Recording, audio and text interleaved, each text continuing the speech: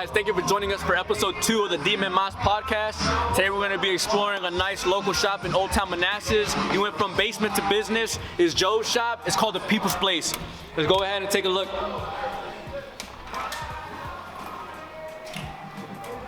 Oh shit. What's good, guys? Good to see you, brother. Good to see you too, man. Check us out, People's Place, Manassas, Virginia, 9411 Main Street. Buy, sell, trade, vintage streetwear sneakers. Really trying to just upgrade push the vintage market out here. That's the mission right now. Got the homies here. Check out the area.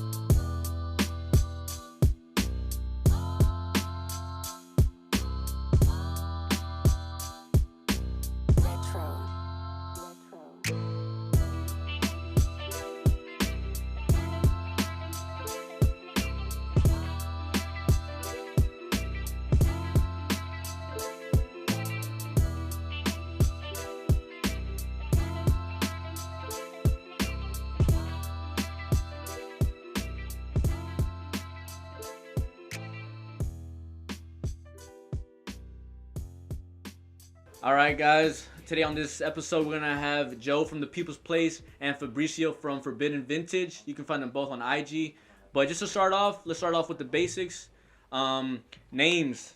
The People's Place, I've always felt that really reflects on the store and its purpose. And Forbiieden Vintage, man, you got to explain something about that. So Joe, go ahead, man. Just kind of started off in the basement. Buy, selling, and trading vintage and streetwear, sneakers as well. And then just kind of kept at it, and then we're here where we're at right now. Yeah. Old Town Manassas. Yeah, man. Starting in the basement, that's actually the first time I came over, which was with Rashid. Shout out to Rashid. How'd you feel about that, man? Especially with it being your own home. It was cool, honestly. It's just like, I'm glad my parents were supportive and didn't really trip on the idea. I mean, they told me about, like, be careful who you let in and whatnot. Yeah, exactly. I just, like, through DMs, I was just letting people, like, give me their photo ID so I know who's coming by with their address and whatnot. And how did that start, man? Because nowadays I feel like there are a lot of buy, resell, trade places, but honestly, man, I feel like you're one of the OGs, and also the way you did it from the start always seemed legit. Like, I remember going to that basement and it literally looked like a store, official. I mean, shit, I worked retail, so honestly, that kind of just helped out a lot. I learned a lot through that, and I kind of just put that, what I learned there to what I was doing in the basement. Okay. Honestly, it was honestly a simple idea. I feel like anyone could have came up with it. It's more of like doing it. Yeah, and taking the risk, you know what I mean? Put action behind the thought. Somebody doing it, like, opens the gate to other people doing the exact same thing. Yeah. And has vintage always been your thing, or have you always been more of the Supreme, the resell, honestly, the hype? It started with, like, skateboarding for me back in, like, middle school. So it went from, like, skateboarding. I knew what Vans was. I knew what Thrasher was. Wasn't really big into Supreme, but I had homies that skated Supreme. Yeah. Thrashed the shit out of it. Yeah. It's crazy to think, like, how it is now. Yeah. And then from that, I just went to, like, sneakers. And then from sneakers, honestly, after that, which is honestly after high school, it's where it transitioned to, like, vintage clothing. And is that when it started to start in high school, or how old were you exactly whenever the idea actually came to play? After, like, graduation of high school, honestly, I think it was, like, around, like, late 2016. I got the homie Chris from Low Life. Shout out Chris and Low Life. Word up. That, he made the sign. I told him to put together the logo. Yeah. And then from that, it just transitioned into buy, selling, and trading. And it's the same sign that you have now? Yeah. From the beginning? It's the one out here over here by the window. Man, I fuck with that. Fuck with 4-year-old with the OG sign. shit. Yeah. And like the high school shit and it being revolved around your friends, I guess, were they supportive in the idea? Hell yeah, all the homies supported, man, honestly. Yeah, they were the biggest supporters. Yeah, man, because no bullshit, like, when it comes to putting an action behind a thought, support, I feel like is a main factor, you feel me? No, it is, for sure. Yeah, shout out to all the homies supporting. Yeah, because it's a big risk, bro. And going through high school, did you see, were you inspired by anybody in high school or outside of high school that was doing it already? Honestly, round 2. Like, just stepping in there my sophomore year, 2014, it was something I never really, like, experienced before. So that really just kind of, like, gave me the idea. But not just that, it's just because, like, even in high school, I was buy, selling, and trading. Even in middle school, just to get my like fucking swag up. Yeah. You know what I mean? Had homies come in to my closet just so they can buy $10 jeans, $5 t-shirts, just stuff I'm done wearing. And even back then, middle school and shit, you were thrifting for the clothes? I was thrifting with my mom, but I never really liked it. It was just like I went with her just because she wanted a companion to go with. So I was bored as shit. Yeah, but might as well put something to it. No, you know what yeah, I mean? for real. And I think as I got older, like late middle school to like early high school, I just started browsing the racks and seeing just like Polo Sport and Tommy stuff for like 90 cents. Doesn't fit me, but I like the way it looks, so I still kept it. Yeah. So it literally started off with your closet, like the clothes that you had for your own self? Basically, man. That and then just $400 that I got from working at H&M or like Forever 21. And when you decide to like, okay, from my closet to let's take over the basement, let's take over that whole area. What did you wait for the supply to be there, or how was that exactly? Honestly, man, it started with 2011 Concords. I sold for $180. And then I just used that $180 to go thrifting hard. Yeah. And this is when the thrifts were like, jackets were like $10. Yeah. Tees were 99 cents. Shit changes now, Fuck, man. yeah, shit's different. But hey, I can't hate the game. Yeah, this is exactly. like, back then this is what I wanted, the market to go up. Yeah. So I can't really like be bitching about prices being up, other resellers going there. I just gotta. It's a part of the game, so I just gotta go harder at it. And how do you feel now, bro? Because like I said, from the basement to where you are now, it's two totally, completely different stories. You know what I mean? What's the stuff that the people who came to visit wouldn't really understand or really didn't get to see? I guess just like, I think vintage clothing was fairly new in the area, and just seeing the price points of it, I guess people were just like, oh, what? This is an old T-shirt. Like, I'd rather get a Supreme shirt. Yeah, I know what you mean. Because, like, 2018, 2017, I feel like streetwear and sneakers was, like, that was the best seller. Really the best seller. Yeah. And then just I noticed from, like, late 2018 to early 2019, people are starting to get into vintage. People Yeah. are making the vintage. Exactly. People started taking a step backwards. Yeah, exactly. Start appreciating that old stuff. Yeah, and then, I don't know, I really just wanted to push it just because I know its quality is better, and then what's the chances of other people wearing the exact same shit you're wearing? Yeah, that's true. I fuck with it. How about you, bro? How'd your stuff start? Pretty much started off with just an idea of just me and my partner. My partner, of course, he's not here. He's at work. Chris. Give him a shout out. Yeah, still gotta give him a shout out. But yeah, pretty much we just came up with the idea of just starting up some stuff to resell, make some money off of it. Start off with like streetwear and stuff in like 2018, and just kind of like building up to the vintage like market that we're in now. Realistically, we were only just buying from just multiple vendors and just kind of getting to know the market and networking as well as much as we can. How long ago did you meet Joe, man? Probably like midsummer, right? Like around May, I'd want to say. Of this year? June. Okay, it was recent. I feel like it's been a long time. Yeah. Time flies. It feels like a long time. But honestly, it's like I'm very grateful for the opportunities Joe's given me. Just started working here. Trying to get an experience as well for like myself and trying to build it up into like my own kind of store in the future once we can kind of get that opportunity going. Yeah. But pretty much started in the basement as well. We were doing basement pop-ups out in Arlington, Virginia. Did that like monthly. Kind of got the inspiration from Trezzo Beach. They were doing like these shout out Trezzo Beach and shout out Yo Reef. Where they located at? Out in DC. Okay. We got some big news coming out. So just pay attention to this page. They got something coming up for everyone. But yeah, I mean, just that inspiration from just doing pop-ups. We had the opportunity from his parent, like my partner's parents, to give us their basement and start doing like smaller pop-ups. Kind of built into like other things when we started going to college. We were going to a bunch of colleges and just started doing like smaller pop-ups, like James Madison, George Mason, and etc. And then just before like the whole COVID situation, we were starting to do those. We were planning on doing one again, and unfortunately we had to postpone. Yeah, a lot of shit changed after that. And then kind of just mid towards the summer, we were just heading into doing our flea markets out in Arlington, doing outdoor events, and wasn't really publicized until I guess it made it through TikTok, and I mean, we got to where it is now today, and it's a blessing. It's great to see it. I love to see all these vendors kind of just, I guess over the kind of few months that we've been networking and doing business with these other vendors, it's kind of just nice to see everyone kind of be all together at once. Yeah, that's one thing that I noticed too, is that like vendors themselves, it seems like a very tight community. I feel like y'all decided to, I guess, get together rather than work against each other, work together. You know what I mean? So how's the experiences with pop-ups been for both of you guys? It's been pretty good. I just love collaborating with people. One thing that I've grown to like just gain an interest in is also getting just other people's perspectives on product, ideas, pop-ups, just anything really. I don't always want to be like that closed-minded person at the end of the day because, I mean, someone's opinion also is like something valuable to me. Yeah. That comes from any vendor, comes from other businesses.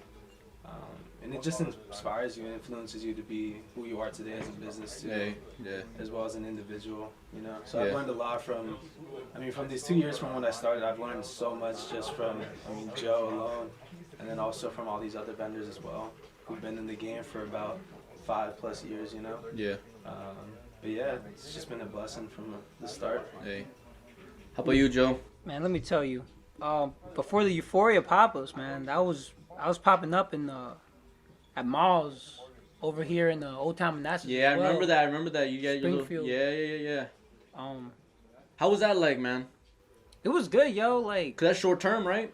yeah, this is like we were popping up a bunch in 2018, and honestly, like the whole idea of a pop-up wasn't even like in my head. It was actually my my store manager at the time that worked at Sports Zone that was like telling me, come pop up at Sports Zone. Shout out Edwin.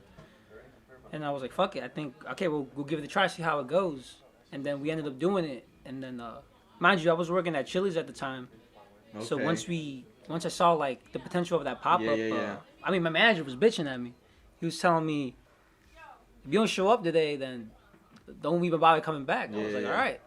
Fuck that. The same day at the pop-up, we made as much as I would have made serving the tables. Yeah, and you get your name out, you know what I mean? Yeah, and you get publicized, you know what I mean? It's a good way to grow as a company and as a business. Cause that's the thing that matters too, is that I feel like a lot of people do have it, but the audience isn't there, you know what I mean? They don't put that effort towards marketing, for example, and other things like that. Like owning a business, that's what I'm trying to get to, like, isn't just posting what you sell, it's being consistent, it's trying to find different paths to get your name out and working with other people, because you've worked with Simple Society, right? Hell yeah. Shout out Vo, man. Real good dude. I feel like I've learned a good amount of stuff from him, man. And when did that start, man?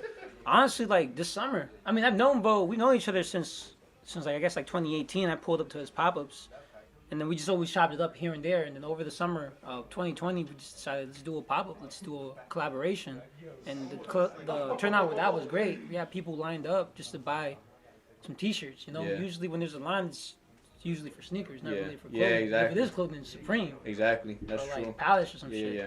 But that's another thing too. Speaking of lines and stuff, man, I saw on your Instagram page that Black Friday came out. It was a solid come out for you guys, man. How was that? That shit was cool, man. I didn't expect it to be like that. That's love, man. That's love. Facts. Shout out Forbiiiden and bringing out their people out here, and it's just like his people with our people just all there, and just like the power of marketing just got that line formed up together, and people curious to see what this market is. Yeah, that's the thing I fuck with about you, Joe, is that you're not just giving out clothes, you're also giving other people out there opportunity. You feel me? Because you have a few people in here now, right? Yeah, we do. Give them a shout out, man. Give out all the resellers out here. Shout out real quick, and the ads on IG. Shout out Forbiiiden Vintage on Instagram. Shout out to homie Tito. Tito's out here helping out. Shout out to homie Trek, the Pulga. Shout out Javi Vital Thrifts. Shout that homie out. All good people, man.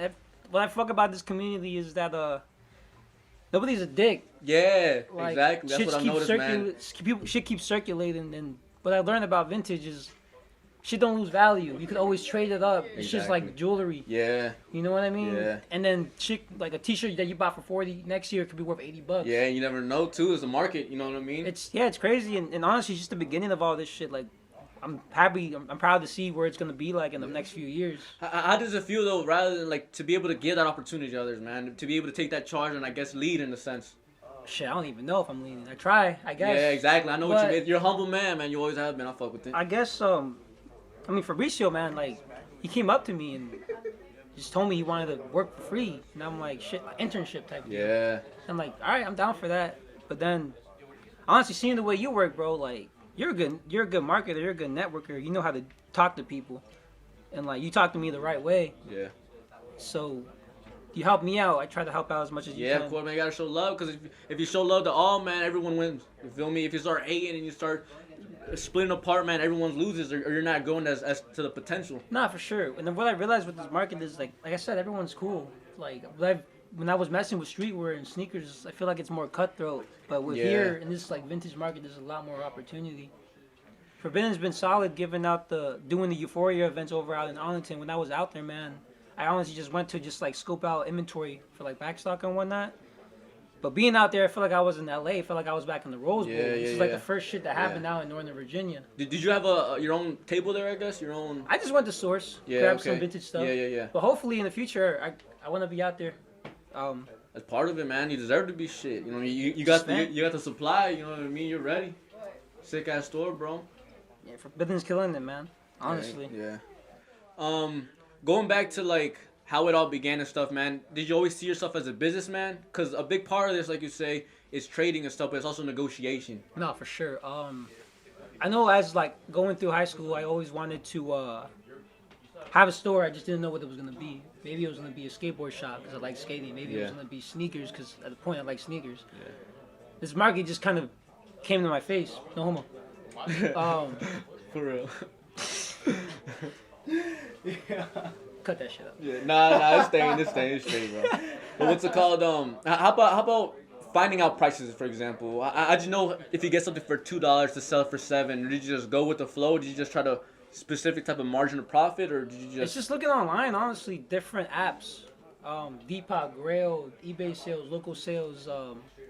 Even just looking into like demand on like certain items. Yeah. The market just fluctuates. There's been a whole market. Yeah, speak into it, bro, just to make it clear. You'll see the audio. There's like a whole market online. They've been seeing like a huge increase on just online sales through virtual fleas. Yeah. Shout out 1980. Big guy on like just live auctions, and pretty much what he would do is just jump on like live auctions, invite a bunch of other vendors from around the country, and they would sell products out just to about anybody. And I think that has really done a really good booming to a lot of products, just so like Disney, Nike, all this stuff that's actually getting publicized to the market. It's been shooting up value on just most of these products, and how people are actually finding to get like growing interest on this stuff. Not alone from just the influencers, but from people who are just doing this day to day. There's a bunch of people who are just making money off of this stuff. Yeah. And all they do is just sell on the live during the weekend, and they're fine for the rest of the week. Yeah. You know. That's the goal in a sense, right? Just to have this as your main source, right? No, for sure it is. Yeah. Honestly, like COVID-19 and just like the whole pandemic happening, I really just started like the live streams on Instagram, and I feel like that really put like vintage in the map. Just anyone that has an IG page and just people doing these live auctions, seeing like these different type of products being sold through these auctions. It made like it created a market for these brands, or like for example Disney, Nike, Adidas, band tees. Like people started seeing how much this shit's worth. Yeah, bro, and that's another thing I want to get to. Exactly, like in what other aspects did COVID really mess with the business, man? Because that's the thing with this going on in the podcast. It's kind of, I'm glad, like you said earlier, like this is a good timing for it, because COVID does mess up with the small businesses, man. How has this fucked with you, man? Honestly, it was bittersweet. Like when we heard the COVID news in April, I was low key stressing. Like damn, how am I gonna pay the rent? How am I gonna keep doing this? Am I gonna have to be selling on Depop and online? But shit, once that stimulus check came in, that helped out a lot. Shit, you probably flipped your ass off. Nah, people just came in. Oh yeah, because they had the budget. Yeah, exactly. Yeah. That's true. They did, man. People just started showing love. And you've been here for how long exactly? Cause about a year now. Yeah, that's what I'm saying. So COVID hit, it's still on your upcoming. Yeah, I feel like it boosted just the sales during summer. Realistically, shout out stimulus checks. shout out Trump in a sense. Yeah. For real. No, how about for you, bro? How has COVID messed with you and your marketing, I guess? I guess the only way that it's really messed with us is just get a little bit closer, bro. You can just pull it. Yeah, just pull that shit. Just cancellation on pop-ups that we've been doing. Due to COVID, we just had to postpone a lot of our flea markets. But honestly, I feel like there's still a lot of people that are hungry for it's this still stuff, consistent and shit. I still see an increase on just people just wanting to buy this stuff. And all it takes is just good marketing for it to just get back to where it is. And I mean, we'll be seeing next year to see when we can get this next one going. And at the end of the day, I just want to really just keep these going, just to support each one of these vendors who've supported me at the end of the day. Yeah. Are there any ideas to get around the problem with the pop-ups and stuff like that? I mean, realistically, we're just waiting on the vaccine to see how that goes. Yeah, and time will tell. Once it kind of starts to settle down and everything starts to get back to normal, hopefully by the summer we can start getting those back up and running again. Have you been fucking with vintage in the classic streetwear for a while now? It's been about a year that I've kind of started doing it. Okay. I was really into like streetwear. I was getting like Preem, Babe, all that other stuff, and it wasn't really until like I guess I started seeing other people rocking it, and I just never really felt like that special connection with it. Yeah. I still have a bunch of stuff that is just kind of sitting there. Of course, yeah, man. You gotta rock it every once in a while. But at the same time, it's like I find these vintage pieces more valuable, and I started to learn that through, I guess, my brother. He's a shout out Luis. He kind of put me on the vintage market, showing me like how unique it is, and at the same time, like how stylish it is at the end of the day. Cause it's art, bro. You know what I mean? Literally bring the old school straight to the present. You know what I mean? Yeah, and I guess it also drew me back to kind of just reminiscing on certain pieces. Like I'm huge on wrestling, so I have like a huge collection of just WWE tees, WWF tees, and I just want to keep growing that because at the end of the day, it's like something that kind of connects with me. But at the end of the day, also it just doesn't. You can't find that stuff. Yeah, and if you connect to it, man, I bet you there are hundreds of people that connect to it as well, man. You probably noticed that by now. I get more compliments off wearing vintage than I do with like Supreme. Yeah, exactly. Because everyone wants it, everyone has it. You know what I mean? That vintage is rare. It's that quality. You know what I mean? You can't just find that in a store nowadays. You really got to look for it. That's the thing about it too, is that you guys, or everyone that does this type of resale thing, really has to put that time and effort of getting to thrifts early. You know what I mean? Because things get cleared out quickly, I'm assuming. Yeah, shit's basically like, I feel like 2017 it was easy to get stuff. 2018 fairly easy. When 2019 hit, it's like everyone's out here at the thrifts now. 2020 is even getting harder to be out thrifting. Yeah, you cannot go to a thrift without spotting like 2 other people on there. I wouldn't say it's competition, because at the end of the day, everyone's just trying to get their money. You know, I have a lot of friends who also just thrift, and they'll just bring in a bunch of stuff to me, and I'll cash them out. But nowadays, it's like it's just so many people that are doing it. Back then, like we could thrift and find just a bunch of stuff, and now we can only bags. Walk off. Yeah, like now we can only walk off with like a piece or 2. Yeah. But you know, at the end of the day, it's all gonna come. You know, community just works like that. Yeah. One day someone will have it, it'll get traded to another vendor, and then it'll go to me or it'll go to Joe. Yeah. It would kind of just rotate like that. And I guess that's what I love to see sometimes. No, for sure. It's definitely about keeping the wheels spinning. Yeah, I was about to say it's consistency. It's consistency too, man. Because if you give up on it, man, you're not consistent, then things won't get around your way. You know what I mean? Because at this point, you guys are blessed to get to the point where people are coming to you guys rather than you guys always having to go out to thrifts and shit. You know what I mean? No, for sure. For sure. And then there's really good pickers out there, really good people that have vintage pages, and everyone has like their niche. Some guys big in the wrestling, some other guys big in the Nike, another guy's big in the Adidas. So you start seeing these pieces that they're thrifting, and they're bringing it to like Fabricio said, Forbiiiden or People's Place, and you start seeing all these like different unique tees that people are finding out for like $1 or $2. Yeah. How about you, Joe, man? He said he likes WWE, WWF. How about you, bro? You got any preference? Shit, man. Right now I've been really fucking with a bunch of anime tees. Okay. I really like the bootleg rap tees, man, but they're just so fucking expensive. All right, question, man. I've always wondered, what's the difference between bootleg and fake, bro? So basically, like, fake is like somebody trying to make the product identical to the authentic thing. So copying, basically. Yeah, copying and trying to push it off as real. Okay. Bootleg, I feel like it's more of like fan art. You know what I'm saying? Okay, so it's not copying anything. It's really just from the creative mind of the person that's just trying to rock it. Redoing the logo. And check this out, like now, like fucking Gucci, they're taking the bootleg Gucci logos from like the 80s, putting them in the t-shirts and charging $800. Damn, yeah. You know what I'm saying? Yeah, It's just crazy. And now, like, I'd rather have the original bootleg Gucci's from the 80s and 90s. Those are going for like 150. Yeah. So it's the original bootleg because fucking Gucci's copying that shit and putting it into their new tees. All right, now another question for both of you guys, I guess. Do you guys wear the stuff that you guys sell? I always wondered that too. Cause technically it's already reused, you know what I mean? It's thrifted, you know what I mean? I mean, get the mic a little closer to you, bro. Yeah. Honestly, it doesn't hurt, you know what I mean? It happens, you know what I mean? Y'all got that fire, might as well wear it. Yeah, I mean, sometimes here and there, I gotta wear it. You know, like sometimes I'm just like, I guess I just want to really appreciate the piece before it goes. Yeah, you gotta rock it. It'd be like I've that. seen a lot of pieces just over these past few months. I've seen a lot of good pieces go, and it's like, damn, I never really got to wear that shirt. But at the end of the day, I'm just happy to see it go to someone who's actually gonna rock it. Yeah, actually gonna rock it and actually appreciate that shit. Yeah, cause it's a choice. Hell yeah. And there was this one, there's this one Batman tee that I was just eyeing, and I told my partner, if this doesn't sell at the flea, I'm gonna just wear it. I'm gonna just keep it. And not even like 10 minutes into the flea, some girl picks it up. Damn. And I was like, damn. And this was It's a bittersweet feeling, I'm assuming. Nah, it is. Yeah, it's bittersweet, man. It was sweet. And then I guess a month later, we were doing our pop-up at Black Friday, and she pulls up and she's wearing it. You know? Oh, that's love, though. That's just, love, like, though. crazy. I Yeah. saw it, Was she and I rocking it though? Yeah, exactly. She's actually wearing it. Styling you know it what up I and mean? whatnot. Yeah, exactly. It ain't in the closet. You feel I me? just love seeing that stuff. Yeah. It's just like, The way people put shit together. Yeah, exactly. Because even then, it's just one piece of the whole fit. You know what I mean? And every fit expresses the person wearing it. You feel me? yeah. Exactly. I just love seeing that stuff. And like the chances of other people wearing, like having what she has, Yeah. it's It's not too rare. many. You know, it's vintage. You know what I mean? Exactly. A lot of those copies, if they had many, you know what I mean, got lost with time. You know what I mean? How about you, Joe?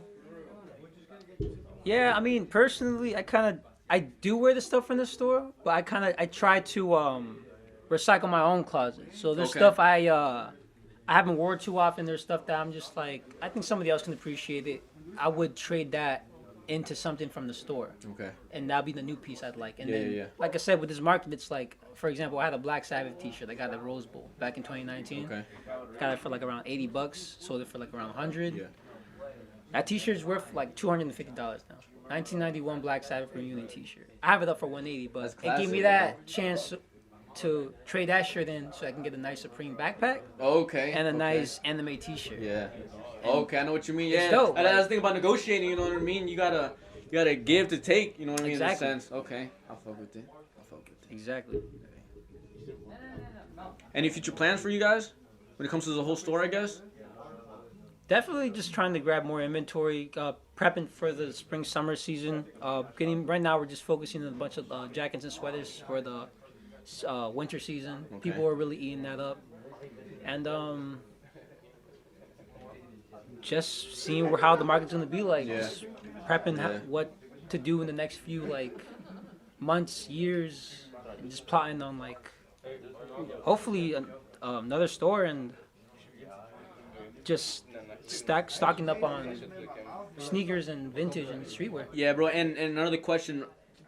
Out of all places in Nova, man, there are a lot of hot spots. You know me. What decided to make you come to Old Town Manassas? I just felt like it fit the scene. Old Town, vintage. That's true. When I was I younger, didn't think of it like that. when I was younger, man, I saw some spots out on Sudley. Okay. Good, decent prices, but I'm just like a vintage store right next to a McDonald's or like a Global Food. Yeah, it only On fit. Sudley, yeah, Yeah. it didn't really fit. So Old Town really just fit the scene. I really fit the scene. I thought it was gonna be a great like area for it, and I just wanted to bring something close to home. And Yeah. I feel like Old Town's just like that middle point in Northern Virginia. Yeah, exactly. Are you happy with the outcome that you received, man? Yeah, man, I am. I met a bunch of good people, a bunch of sellers, a bunch of buyers, a bunch of homies. Sellers turned homies. Fabricio, Yeah, Forbiiiden, yeah. everyone from Forbiiiden.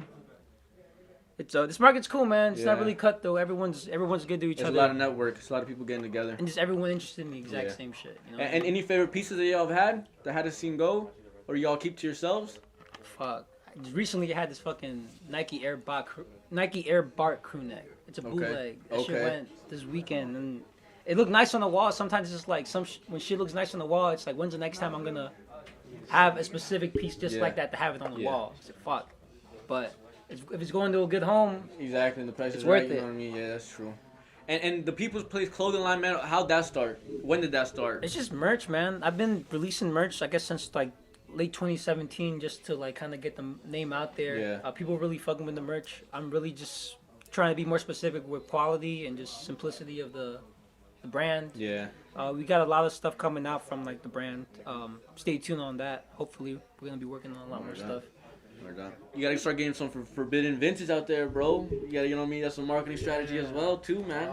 We've actually kind of started brewing up some ideas, but through these pop-ups, we've kind of been dropping like some tote bags. here and there.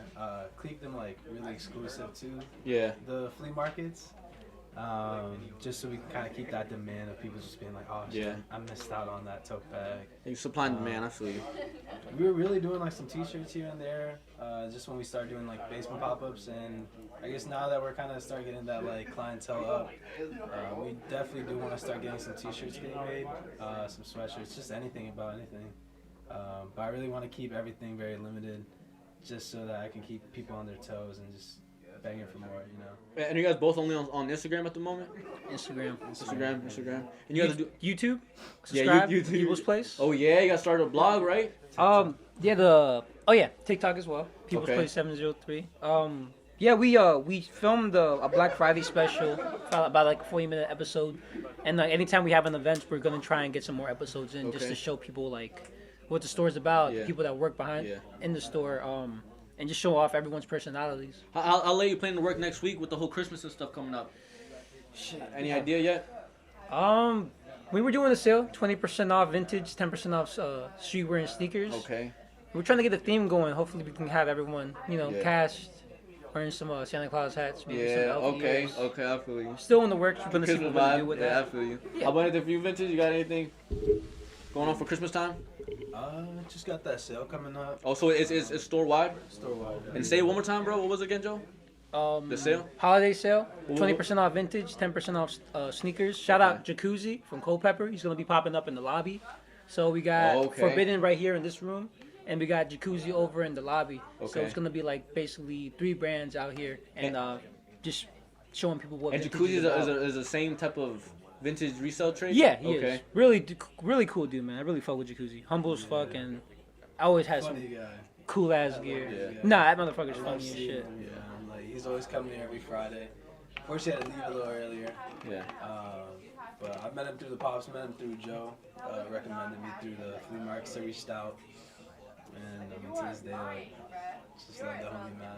He's a really cool dude. Humble dude. Seeing from where you guys started off on both ends and seeing where you're at now, man, what can you grasp of the journey that maybe other people starting up can really try to learn from, you know what I mean? Because that's the thing about experiencing it first, that you can try to help others avoid the same issues that you had maybe early on. Any type of suggestions that y'all can give out to the other small resale places? My main thing is consistency. Okay. You know what I mean? Yeah. Because I feel like people have a big idea, then they start guess getting bad thoughts about it just because like things they wanted to work towards isn't really going the way they're going. But that's life. Ain't shit gonna go the way you're Exactly. the way you want it to. You Yeah. gotta maneuver. Yeah. So my main thing is just consistency. Really, just consistency and handling people good. Yeah, I mean, for me, I guess, just passion. If you really love something, and I guess I've just learned this through doing vintage and just seeing other people who are just very happy at what they're doing. At the end of the day, if, like, as long as you're passionate about what you're doing, that could be playing a sport, that could be doing a podcast, that could be selling clothes, that could be selling food, making food. If that's what you're passionate about, like, keep pushing that shit. At the end of the day, it's gonna come out good on your end as long as you're, just like Joe said, consistent, happy with what you're doing. Yeah. Because once you got that passion, you'll never stop. Yeah. You know, and I'm working a full-time job. I'm at school, and I'm passionate about this shit. I'm driving out here. You know, I'm doing all these flea markets, and I mean, like, at the end of the day, it's like I'm happy with it. You know, there's not a single thought in my head that I'm like, damn, is this really worth it? Yeah. Because at the end of the day, I'm happy with where I'm at. You know. Okay.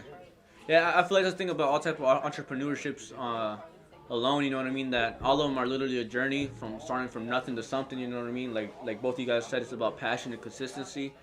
But honestly, guys, I can say you guys have one hell of a story, and I'm glad to see you guys collabing with different people, showing love, being consistent on your own, and really being an inspiration, man, because I know there are a lot of people. Look, I really follow a lot of vintage places and a lot of resale places and people, you know what I mean?